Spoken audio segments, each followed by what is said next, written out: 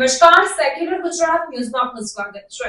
રૂપિયા 11 લાખના MD drugs સાથે 3 આરોપીઓની અટકાયત કરતી વડોદરા શહેર એસઓજી.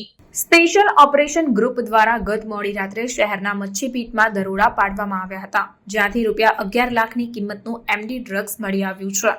એસઓજી પોલીસ દ્વારા પાડવામાં આવેલા દરોડામાં 2 મહિલા સહિત 3 લોકોની અટકાયત કરવામાં આવી છે. તે પૈકી એક મહિલાનો પતિ હાલ જેલવાસ ભોગવી રહ્યો હોવાનું જાણવા મળી રહ્યું છે. વડોદરામાં ડ્રગ્સ સહિતની બદીઓ ડામવા માટે સ્પેશિયલ ઓપરેશન ગ્રુપ દ્વારા સઘન વોચ રાખવામાં આવતી હોય છે. તાજેતરમાં જ એસઓજીની ટીમ દ્વારા શહેરના મચ્છીપીટમાં દરોડા પાડવામાં આવ્યા હોવાનું સામે આવ્યું છે, જેમાં ટીમને 111 ગ્રામ એમડી ડ્રગ્સ મળી આવ્યું છે. વડોદરા એસઓજી દ્વારા અગાઉ પણ મચ્છીપીટમાંથી એમડી ડ્રગ્સનો જથ્થો ઝડપી પાડવામાં આવ્યો હતો. એસઓજી પોલીસ દ્વારા શહેરવાસીઓને નશાના રવાડે ચઢાવતા તત્વો પર સમયાંતરે અસરકારક કાર્યવાહી કરવામાં આવતી હોય છે, જેની લોકો ભારે સરાહના કરતા હોય છે.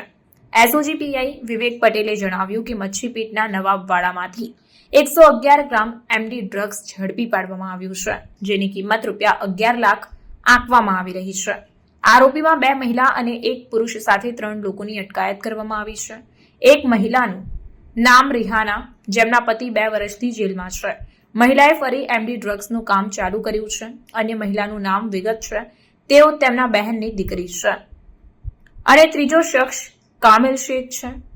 હાલ તબક્કે મળતી માહિતી અનુસાર મુંબઈથી ડ્રગ્સનો જથ્થો લાવ્યા હોવાનું જાણવા મળી રહ્યું છે અને આગળની તપાસ જારી છે. રિપોર્ટ નઝીર શેખ સાથે cameraman Arif Sayyed, Secular Gujarat News. સમાચારોની અવનવી અપડેટ્સ માટે જોતા રહો સેક્યુલર ગુજરાત ન્યૂઝ. સાથે સેક્યુલર ગુજરાત ન્યૂઝ ચેનલને લાઇક, શેર અને સબસ્ક્રાઇબ કરો અને બેલ આઇકોન દબાવીને સમાચારોની ઝડપી માહિતી મેળવો.